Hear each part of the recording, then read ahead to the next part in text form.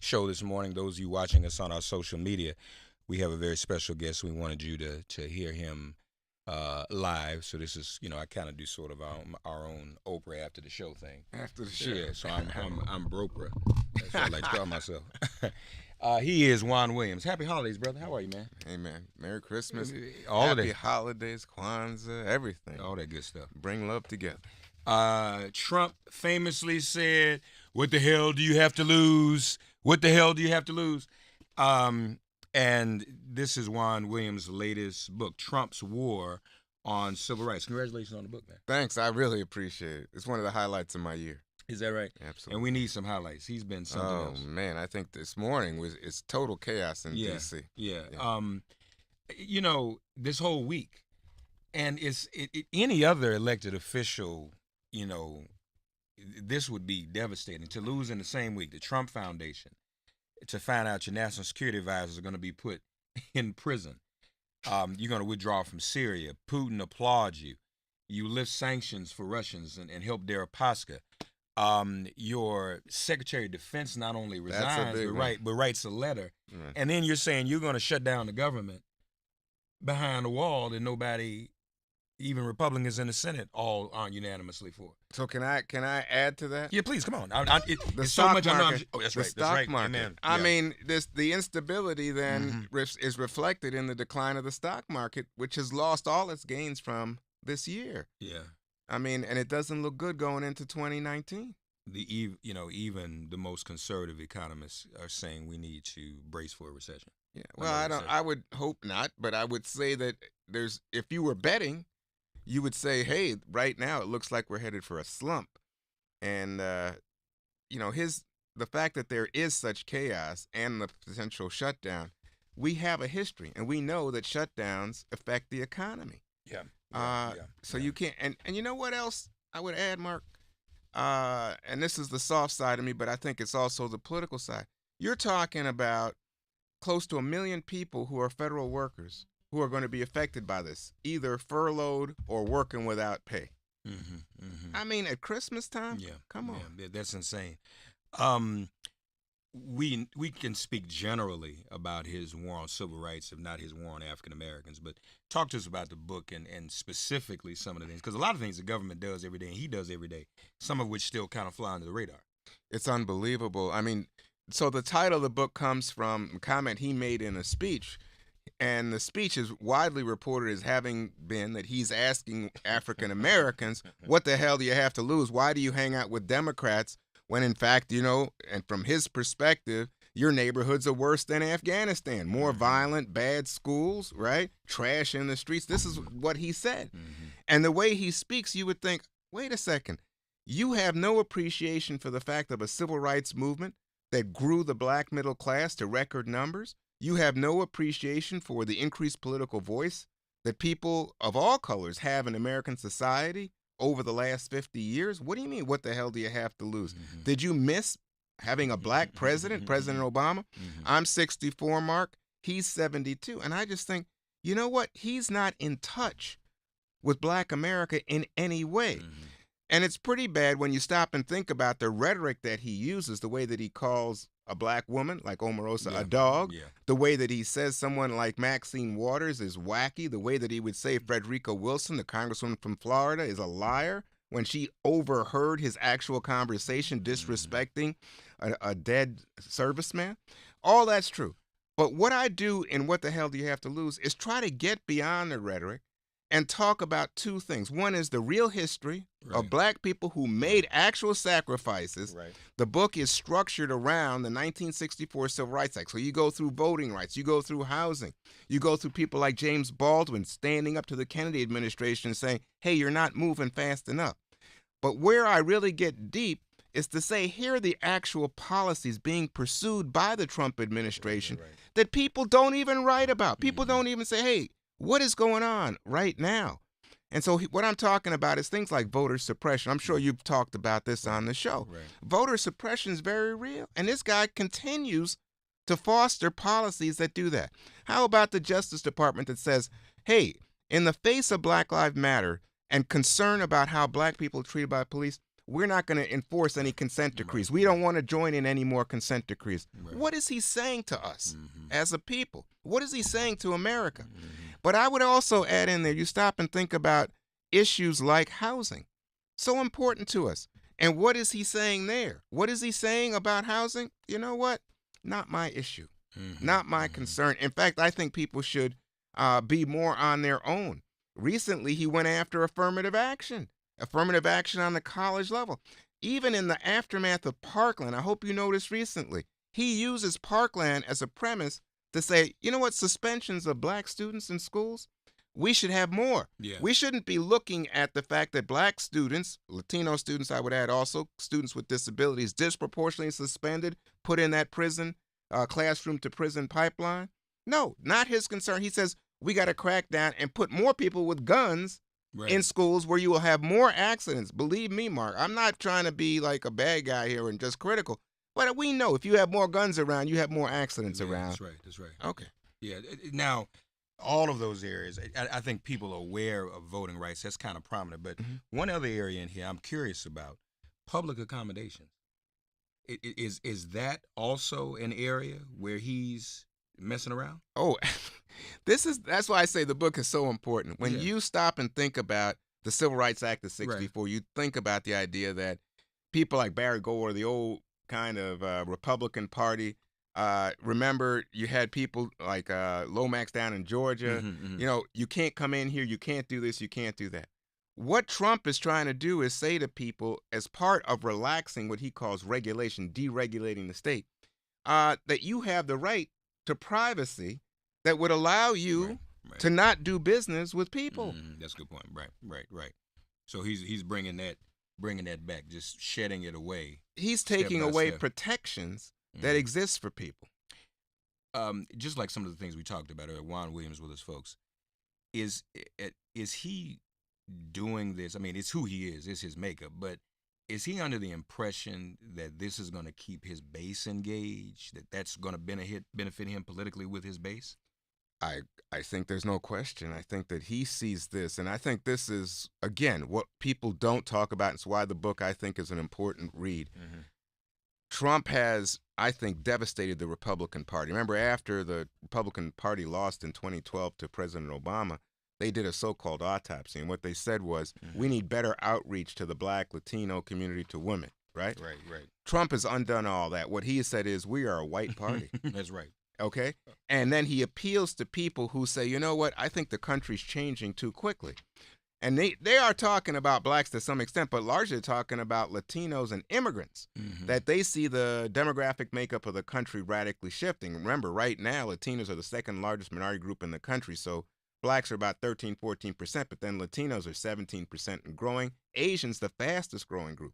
And I think that he sees this as, rather than being transformative, he says, let's go back and, what is his slogan? Let's make America great again. Well, I think he says, really, let's make America white again. Make America white again.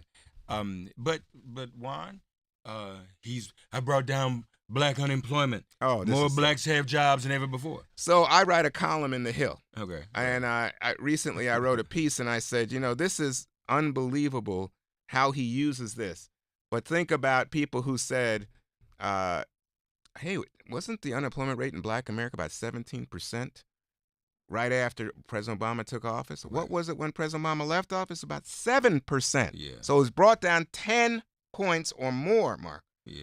In the year plus that Trump has been president, it's been brought down about 1 percentage point, a little more. So he wants to take credit and use this as an excuse then for all of his aggressive, offensive actions in terms of not only black people, but Latinos and others, that somehow he has done this through an economic miracle. And I would just go back to the start of our conversation. Take a look at the stock market right now. Look at the number of people. Remember, he used to complain under Obama. He said, look at all the people who aren't participating in the workforce right now. It's over 2/3 of the workers. So there's no change, but you don't hear that from Republicans. No, you don't. No, that's very, very true. And not to mention in terms of employment, you know, one thing that I've noticed is always true. As low as it may get, and it's low overall now, good news. But black unemployment, Juan, no matter what, always seems to be twice white. It's never less than that. It's just always so. Even if white unemployment gets down to 1%, ours is always 2 for some reason. And it still is twice. Yeah, it still is. Even under he the doesn't say that. No, he doesn't. He doesn't acknowledge that. What about are there any in your view credible? Well, how many are there? Maybe 1 or 2. But are the African Americans in his administration credible? Can they make a difference? Well, remember what happened to Omarosa. There's nobody close to him, nobody in the White House who is a top black advisor. In the book, I talk about this absence because you can go back to people like Eisenhower. You can come forward to people like Reagan, George H.W., George W. All had top-ranked black advisors. But what do you notice here? The Colin Powells, the Condi Rices, Tom Sowell, the conservative economist, they have nothing to do. They don't want anything to do with this Republican or so-called Republican. I think he's the Trump party president. Yeah. Even black conservatives that are established. No. So what you have is you have people like Ben Carson over at HUD. Mm-hmm. That's the highest-ranking black person. But again, I don't see him in that inner circle making any contribution to the kind of thinking and policies that this president's pursuing. In fact, he seems almost to have shunted it off to the side. Yeah. Because the actual funding, the budgetary issues, you see cuts for HUD. Yeah, you do. Even though there's a black head over there. And unfortunately, HUD's kind of become the black position or the minority position. Correct. You just kind of throw somebody over there to say, hey, I got somebody over there. And a lot of presidents have done that. But you always see at these rallies, they always manage to find somebody to stand behind him with a blacks for Trump. Well, they got women for Trump, too. Yeah, that's true. Right? I find it just disheartening. And in fact, I mentioned in the book some of those people, and you start to look at them, and some of them are troubled people with criminal histories. And I think, again, they want to jump on a bandwagon because they see Trump is winning and they love Trump boasting. It's like Kanye West, remember? Yeah. Kanye comes out, oh, yeah, he's on the hero's journey, and he hugs him like he's his daddy and all that. And then Kanye has to say, you know what, I realize I'm being used by Trump supporters. And then he backs off and he says, you know what, I'm all for compassion for immigrants. I'm all about open heart and a better America. I'm not with you. I mean, that's what Kanye went through. Mm-hmm. I think a lot of people thought in exchange for access to the president, they'll join along. They'll play along. Jim Brown, the famous football player. How about the presidents of historically black colleges and universities? Same thing. Yeah, because they're went in the Oval Office. Okay, they thought we're going to get something. They didn't get anything. What about the criminal justice reform? Some are saying that may be a good thing. Oh, I don't think there's any question. It's a good thing. You have to give credit. I don't know that Trump was the leading voice there. I think it was his son-in-law, Jared Kushner, working with various people. I think the former Attorney General, Jeff Sessions, was a real impediment. Now that he's gone, I think it opened the door. Mitch McConnell was slow to come along, the Senate Majority Leader, but he finally allowed a vote. And the minute he allowed a vote, like someone unleashed that energy, and you saw a bipartisan effort. Yeah, and let's face it, that's an issue that's been evolving over years. It didn't just arrive when Trump came in office. And I was reading some statistics, too. When we talk about criminal justice reform, I mean, more and more with the opioid crisis and everything, people are saying the face of criminal justice and incarcerated being, very white, too. Right. And that's what happened in Florida. A lot of people voted for ex-felons that have voting rights.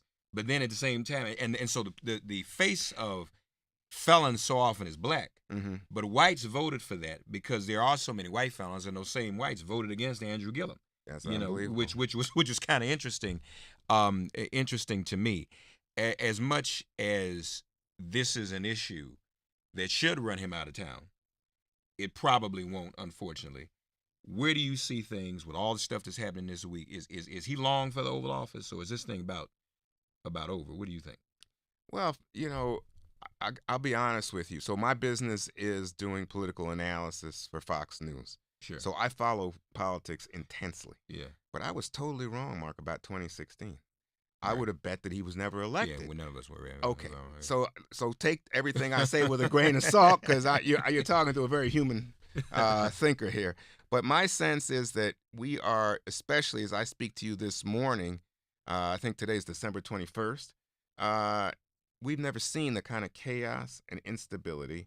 And secondly, that Republicans who have lacked spine in dealing with Trump because they fear the base is going to reject them. And we've seen so many people just leave Congress as a result rather than fight it out. For the first time, you start to see, especially with regard to Syria, but also with regard to the shutdown, that Republicans are saying, I don't know about this. I don't feel comfortable with this. Maybe I made a mistake by, just laying down for this guy. This is wrong. So I think that potentially is a great threat. The second thing to say, the number of investigations, the closing of the foundation you mentioned earlier in our talk, but also what you saw with Mike Flynn being pressured to further cooperation, the Cohen verdict. I could go on because you got cases in Virginia, Southern District of Manhattan, the DA's office, federal prosecutors. I think a lot of stuff it would indicate, much like, trouble for the economy, that if you were buying stock in Trump, good time to sell. And it's so much more. I mean, you and I both are too young to remember Nixon, but it's a lot of the same. Yeah. I mean, it's more. It's more. I mean, wasn't as much. You didn't have as much going on in the Nixon administration, I don't think. No. So it's something else. Lastly, let me ask you this. Being at Fox News, I mean, often you are a singular I think I am. voice over there. Right. I mean, how is that for you? Well, I can show you scars. We could have a much longer, painful conversation, but, they don't tell me what to say. Good. I always joke with people, they give me I have a conservative host or a conservative person I'm debating, and I don't get to set the parameters of the discussion, and the conservative person speaks first, I speak last, I get the least time, the worst lighting, the worst seating. So I understand what's going on, but at the same time, I think it's so important that somebody be in the fight. And I think that right now we have a bunch of media bubbles out there, and especially for conservatives, that they tend to go to conservative websites, conservative radio shows, conservative television. And to have a contrarian voice in the midst of it, I think is important. A lot of people just withdraw and say, why bother? Why even? You're not going to win. I don't think it's about necessarily winning the conversation or the argument, if you will, so much as opening people's ears. So I run into people at the ball game, the airport, or whatever, walking down the street, and they say, I don't agree with you, but I like you. Or I'm glad you're there because I hear when I show up at the water fountain the next day, I know what those people are saying. You know what I'm saying? So it's cool, I think, but it definitely, you have to rein in your ego and your sense of, hey, sometimes I think this is lunacy going on here. Why do you think, because so much of what they do over there, I mean, you and Shepard, I mean, a few other people, they're lights of truth and reason. Right. But I often wonder, I mean, with so much other stuff going on over there, why do they even let y'all continue to be there? Because you open your mouth and it contradicts everything that everybody else on the panel can be saying. I didn't notice that about the bad lighting, though. I'm gonna start looking at that too. I was joking. Oh, okay. I'm joking. But here's the thing. I think that and especially in the old days, with people like Bill O'Reilly, I think there was a sense that they thought the audience wanted to hear another perspective, even if the other perspective simply served as a foil, that you could say, oh, gosh, this is what is being said on the left, or I don't know that I'm all that far left. I'm more in the middle, but, oh, yeah, this is what non-conservative people are saying is a different perspective. And now let me tell you what I think and why they're wrong. Yeah. Right? Yeah. So I think we serve a number of purposes, but you're right. I think it's Shepard Smith to some extent. I think it's Chris Wallace. I think there are few voices that are allowed into a very conservative platform. What the hell do you have to lose? Trump's War on Civil Rights. Check it out, folks. The latest by Juan Williams, and amazing reviews from the likes of John Lewis and Donna Brazil and Vernon Jordan and others. So be sure to check it out. Congratulations, man. Thanks so much. Thank you for having me. And let me say this, you all. What Juan is saying is very important, because a lot of things we take for granted. It's not just one issue. It's not just voter suppression. No. It's not just what the Russians did, what Trump did with the Russians' help. But when you start looking at things like public accommodations and housing and education, he takes apart every one of those tenets of the Civil Rights Act. So we need to be informed that everything is in jeopardy and on the table. So that's the fact. Merry Thank Christmas, you again, man. Mark. Thanks Bless for having you, me. Okay, all right, folks. Merry Christmas.